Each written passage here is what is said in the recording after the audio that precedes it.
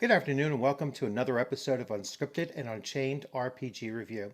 I am DM Bloodworth, and as you can see by the graphics, making my return to taking a deeper look at Advanced Dungeons & Dragons First Edition. Why is it still so playable? And this is part 5, and I'm going to be taking a look at the Monster Manual too. So, as I intimated in my last video, which was the Fiend Folio wasn't my favorite of the three monster manuals. Um, Obviously, most people, I think, and my group included, use the Monster Manual 1 the most. And then just based on taste of each of the DMs, I had two DMs, and then I started DMing myself back in those days, and I really liked both the Monster Manual 1 and the Monster Manual 2. Rarely used the Fiend Folio, although occasionally I did, but on a rare occasion. I did like a lot of the creatures that were in here, and I don't know if it was the aesthetic of them and just just very familiar with the ones that Gary Gygax or others had created from here, as opposed to the Fiend Folio, which was a UK production. Again, there were some iconic creatures and beasts and humanoids in that book as well. And your collection is not complete without it. So if you are going through the process like I have in collecting for the first time or recollecting all of these first edition hardcovers, you're going to want the Fiend Folio. And you're certainly going to want the Monster Manual too. So without further ado, I'm going to shift over to the PDF because it's a little bit easier to show you the various parts. And I will go through and focus on the ones that I'm most familiar with and the ones that I believe are iconic. And then you can always in the comments section redirect my attention to something that I might have missed over. This probably will run about 45 minutes to an hour long, which was like the last one as well. So we'll see. I try to keep them, concise, but they are unscripted, and so sometimes I kind of run on a tear on a particular thing. So anyway, we will switch views. So here's the PDF. Beautiful cover. I'm almost certain it's Elmore. Let's see. We will different layout from the last book as a matter of fact as well. So the cover art, it's Jeff Easley. Jeff Easley, design consultant Jeff Grubb. Coordinator was Marlene Weigel. Jim Holloway, who I actually just recently passed away. So rest in peace. And Harry Quinn and David Sutherland and Larry Elmore. All right, so table of contents, and this is a little bit different layout than previous. So you see a little bit more graphic attention made to it. Here's the preface, and I'm not going to read through this one because I've done it several times already. Here's the acknowledgments. How to use this book. So this is something that is in every hardcover so far, and I'm assuming going forward as well. They basically tell you how to use the book and various number ranges and such, and dice rolls and the intelligence scale and what they actually mean in verbal usage. And then a description of psionic ability, which I don't recall seeing in the other books, though I never really focused too much on psionics. I never really was crazy about it as a game player. The Aboleth, the Avank, Afank. Anis, we faced these before. My one DM was pretty heavy into witches and hags and undead and things like that. So That's something we definitely faced before. It's kind of like a really nasty badger. Small size. When I was reading this description, it really struck me, because I had forgotten that it's a small creature, but it's still 500 pounds. And that's because its skin is so dense. So, due to its very dense and heavy hide and bones, the and Aura Mavrorax takes only half damage from blunt weapons. It is immune to damage from small and normal fires. Large magical fires cause only half damage. Poisons and gases do not harm the monster at all. So it's got a number of capabilities, special defenses and such, and just its mass for or its weight for its size is pretty unique, and they're pretty nasty. Well, like most badgers are. 12 hit die, so lots of hit points backing that thing up.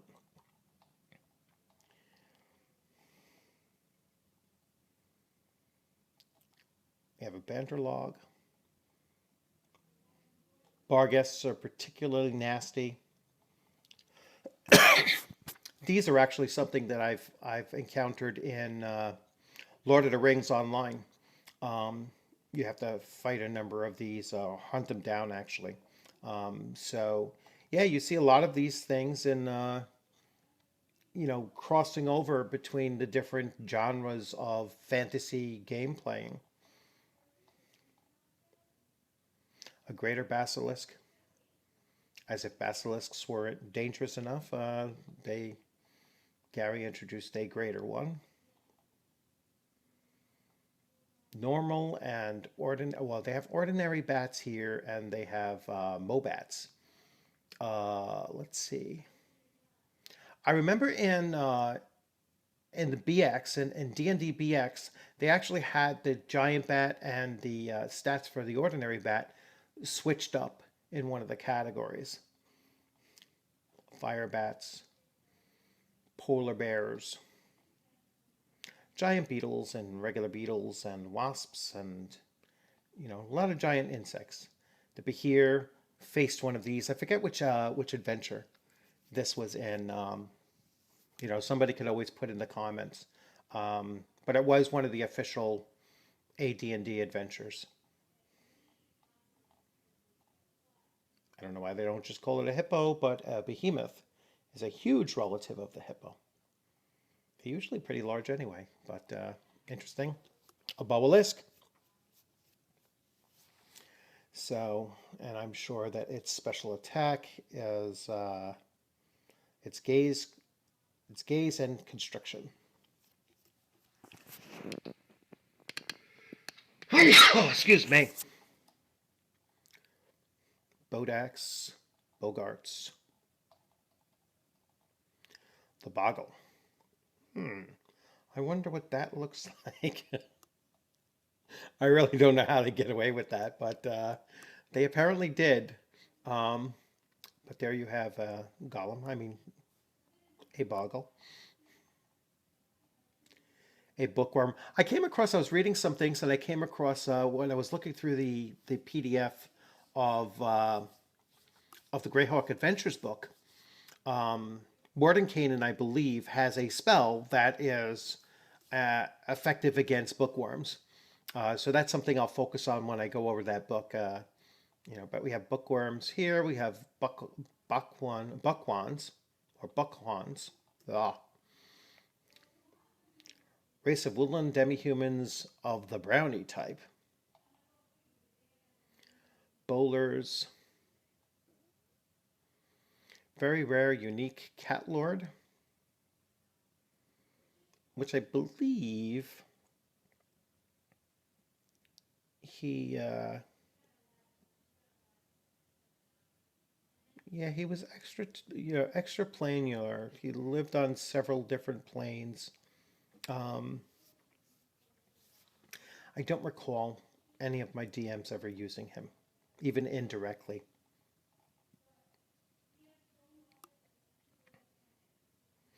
faced these catfishers, cave fishers before.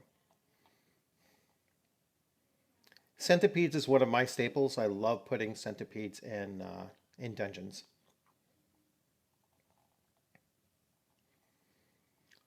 Cloakers, in a recent adventure that I was playing in, my character was attacked and enveloped by a cloaker. It was a one shot that we were playing, and I had to wait until I got rescued because I was completely enclosed in it and had to wait for rescue. The Kushi, which is elven dogs. I'm definitely going to use these in my upcoming campaign for Advanced Dungeons and Dragons First Edition, and I'm definitely going to have this, have at least one of these, and I will pair it up as a companion of an elven ranger that I will create for an NPC. Cyclops skin. I believe I encountered those too. Now daemons, which I had forgotten, were, they're intermixed with both devils and demons. So they could be found in either the hells or the 66 planes of the abyss. And although they tend to be on the lower planes, in comparison, though, they're very powerful in comparison. So when I was looking through this, and I was like, all right, so the graders I kind of expected would be pretty powerful because, that just makes sense. But when you get to the lesser ones, there's still 10D, 10 hit dice creatures, 11 hit dice creatures for the lesser demons. So in comparison, like you have 2 hit die demons, or even devils that but not found amongst daemons at all. They're more powerful. I mean, 6 hit die might even be the lowest that I've seen. We'll take a look. Yeah, this here. So the Pisco daemon is a lesser daemon, only 6 hit die. Number appearing 3 to 12. Very Cthulhu looking type. Strange combination of things going on there. The Demi-Leash.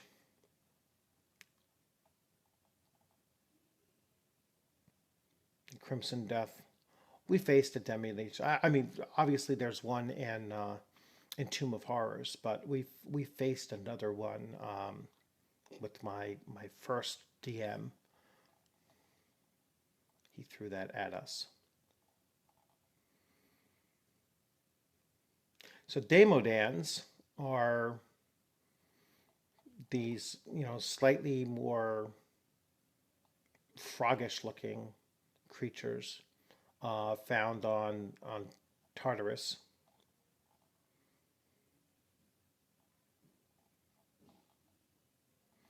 Now we go to demons, and I'll show you. So this is a semi-demon, 6+2.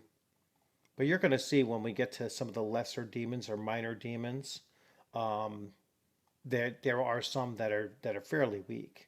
7 plus 14 hit points. Demon Lords. Minor Demon 6.6. There was one here. So Dretch are only 4 hit die.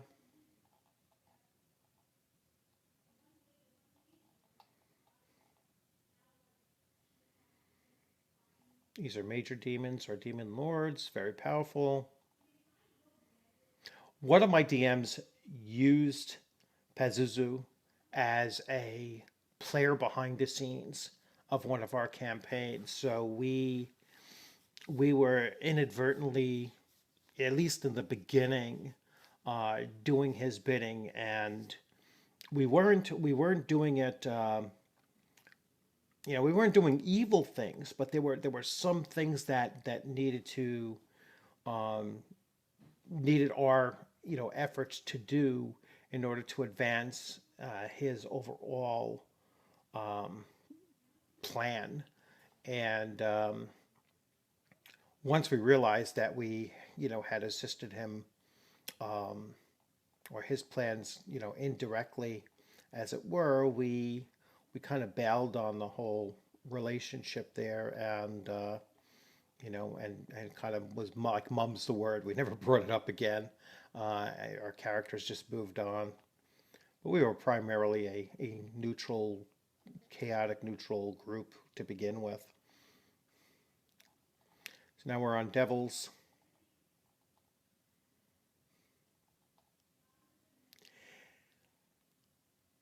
Glacia, the Princess of Hell, probably the most attractive creature in AD&D. So, I'm wondering if she was probably removed when they removed all the devils and demons from Dungeons and Dragons, which I believe took place after second edition.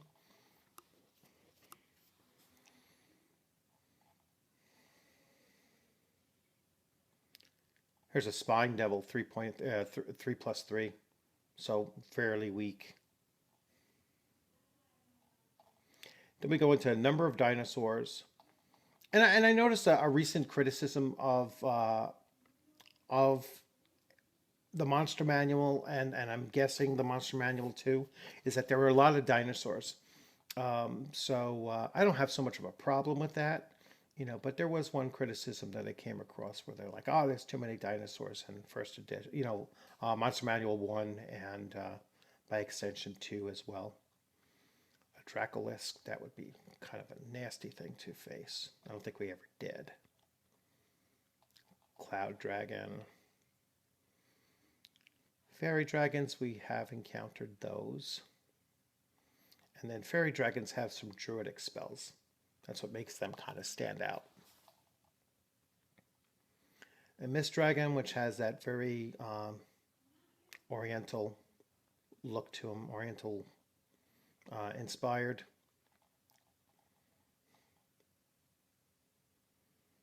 A dragon horse, also very oriental inspired.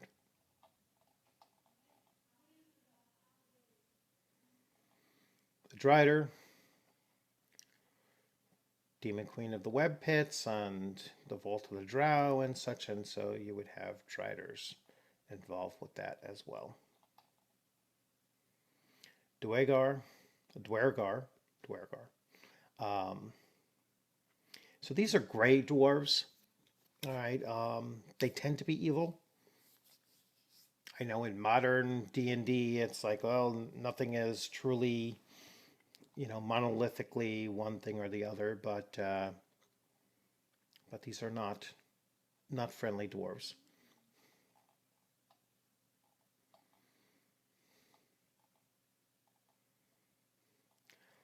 The Grugosh elves, which are wild elves, valley elves. So here you get some breaking down, amongst elves of more different types. You have wood elves, wild elves, valley elves, high elves, sylvan elves, just various different explanations, and they're handled differently, in either in different books or different editions and in different fantasy RPGs as well.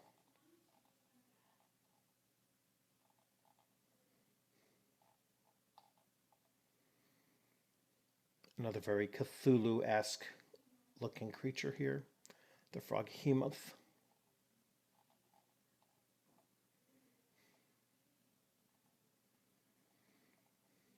I've always liked the Fomorian giants. Just the idea of them, the way that they're deformed, and they're fairly intelligent. I mean, they're of average intelligence, but they're, just the look of them.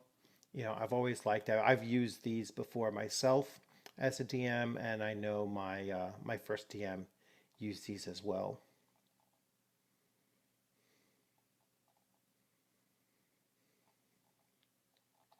I'm just looking for things that really stand out. DM number 2, like tags, witches, and undead.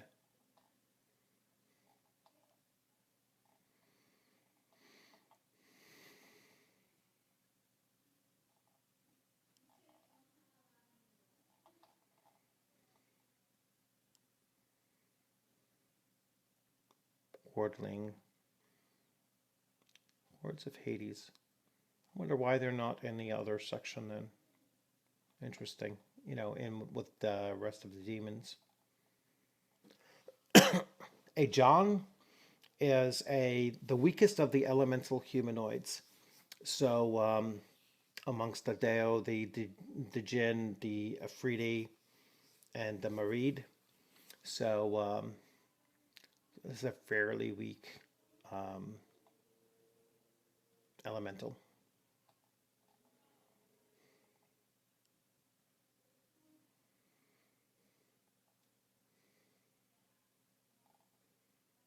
Okay.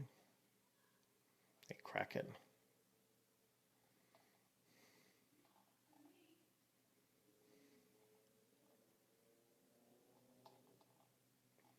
So let's see anything else that stands out. Here's the Marid. The Marid is the most powerful of all the genie kind. Interesting.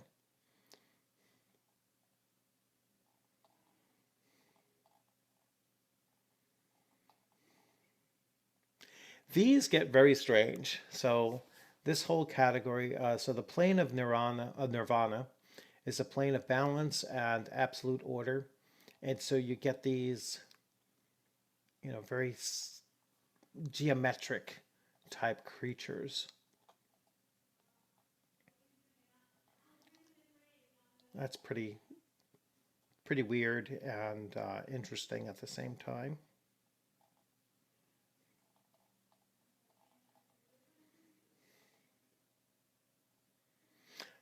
We've faced Margoyles before.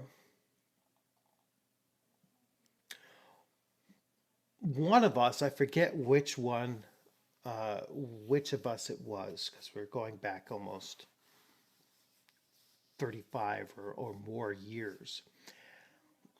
We had a mongrel man NPC that was kind of like a servant to our party, to our party. So he was tagging along with us for quite some time, and he was almost like a party mascot.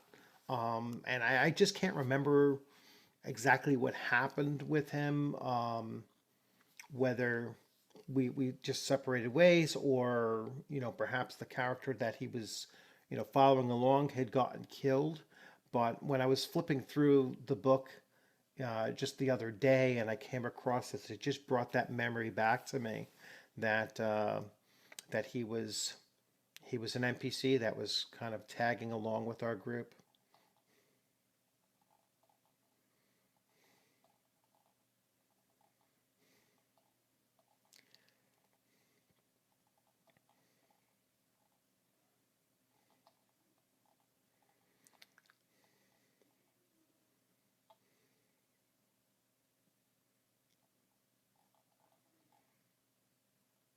I'm just trying to spot ones that really stand out or ones that we've used before.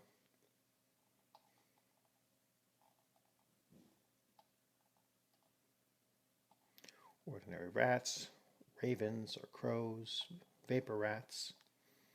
I've encountered these vapor rats before, actually fairly recently, if I recall.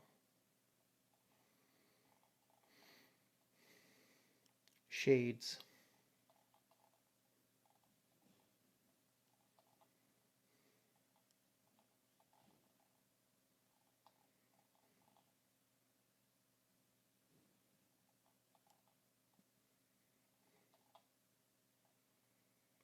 Spriggan's cousin to gnomes. The squealer. Very strange looking creature. That's a nasty looking centipede.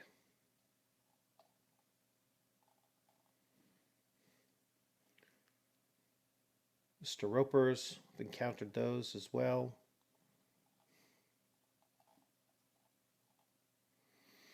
The Tarrasque.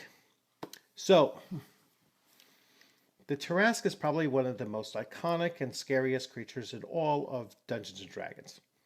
Um, it is not just that it's legendary, but it is unique, which means that if you're DMing a campaign world, there should only be one Tarrasque ever found within the world. And the chances of your player characters actually encountering one, unless they're traveling the world seeking it out, which you'd have to be crazy to, um, this is just one nasty beast. So, legendary Tarrasque is possibly the most dreaded monster of all. For when it is active, it ravages the countryside for miles. All vegetation and animal life is devoured or driven away. The land through which the monster passes becomes a barren waste which requires years to recover. The Tarrasque eats voraciously and continually, and all living things are food for it, although it prefers warm-blooded creatures over others. Normal attack modes of the Tarrasque are with its 2-4 four-limb claws, a sweeping tail lashing inflicting 2 to 24 points of damage, a savage bite, that effect of which resembles the sword of sharpness, in that a to-hit score of 18 or better indicates the victim has lost some portion severed, such as a limb, head, or torso. So basically, it can instantly kill you with an 18 or better if you're losing your head or your torso. And thrusting horn attacks for 1 to 10 points of damage each. The rush of the Tarrasque is possible, but once every turn. Some of the other things that it did, it has this fear effect that that kind of freezes you in place, and that's the main thing. So the mere sight of the Tarrasque is terrifying. That creatures under 3 levels or hit dice will be paralyzed until it is out of range of vision. No saving throw. All right, so you're basically paralyzed and at its mercy unless it leaves out of your sight. So creatures of 3 or more levels or hit dice will flee in panic, although these of 7 or more levels hit dice can manage to save versus paralyzation will not be affected. All right, so 7th or higher, you have to make a saving throw in order not to be effective. 3, 4, 5, and 6, you will be struck with panic, and anything below 3, you are frozen in place, basically. It reflects all kinds of attacks on it, so it's very hard to hit. Slaying of it is said to be possible only if the monster is reduced to -30 or fewer hit points, and a wish spell for its death is then used. So it's pretty difficult to kill this thing off. You'd probably have an easier time killing off a demigod than you would a Tarrasque, or the Tarrasque, I should say. So, once again, never faced one, never used one, but have certainly used rumors of it just to make my player party a little bit nervous. And that so far is the most iconic creature in the Monster Manual too.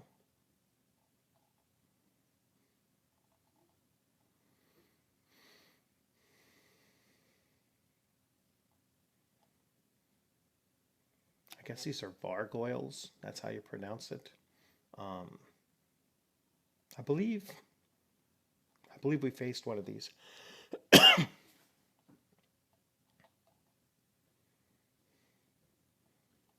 Veggie Pygmies. They were in an adventure as well. Barrier Peaks possibly, but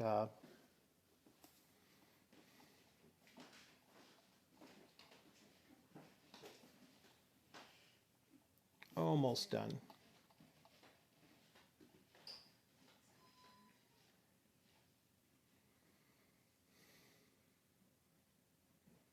Face these. These are very Robert E. Howard, Hyborian type creatures as well. Juju zombies are one of my favorite. I use these often. I just like the setup of them.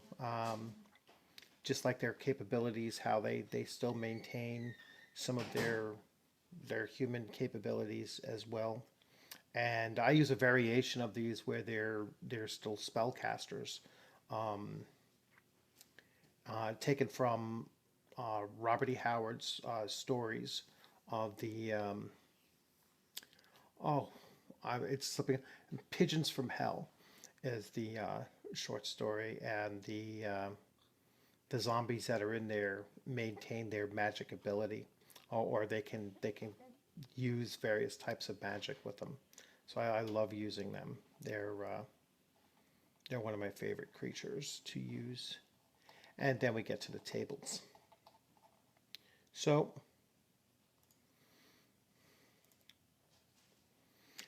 once again, this is a must-have in your first edition collection if you don't already have it. And there are really an incredible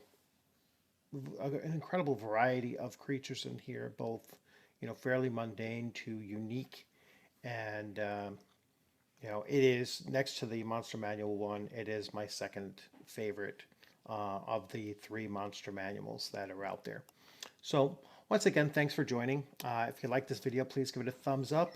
If you have any comments, please leave your comments in the comments section. And if you haven't subscribed, please consider subscribing.